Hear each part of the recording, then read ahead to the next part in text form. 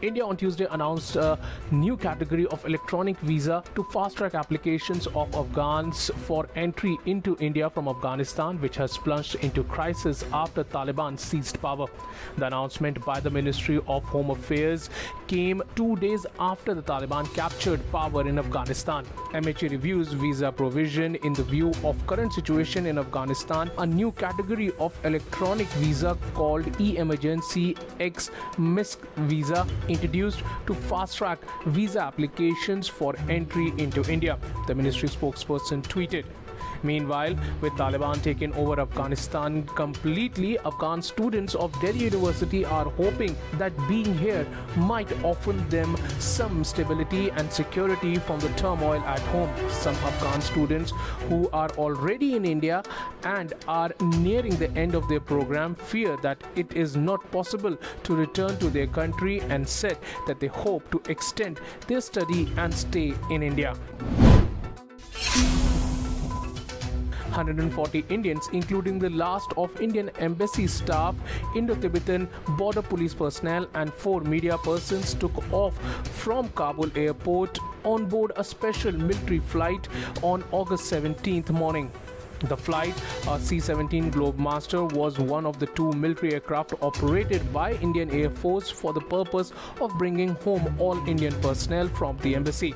On August 16th, another C-17 flight had brought back about 40 diplomats and other personnel after others were turned back from driving to the airport by Taliban guards in Kabul city. Indian diplomats led by Ambassador Rudrendra Tandon coordinated with the new militia now in control of the capital and other diplomatic missions to ensure that the convoy of 140 reached Kabul airport on August 16th night. After spending the night at the airport, all Indians were boarded around 6 a.m.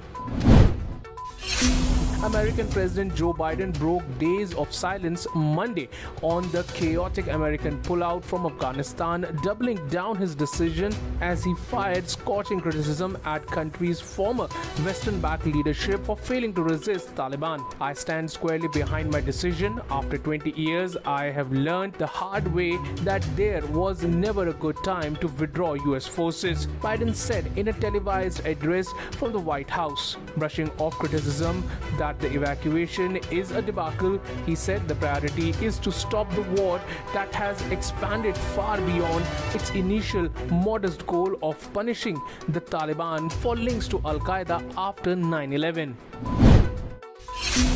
Ahead of the 2022 assembly polls in Uttar Pradesh, union ministers from the state kicked off 7 Jan Ashirwad Yatras on Monday with the aim to spread awareness about achievements of the Bharatiya Janata Party-led government at the center and at the state while touring about 120 assembly segments and covering nearly 3,500 kilometers.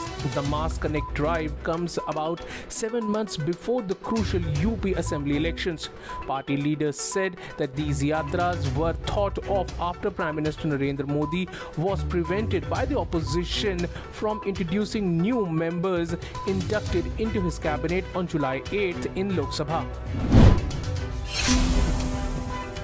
Meghalaya Chief Minister Conrad Sangma on Monday ordered a judicial probe into the police encounter of former HNLC General Secretary Cherry Starfield Taquin a day after protests by the latter's supporters led to vandalism and arson, prompting authorities to enforce curfew in the state capital.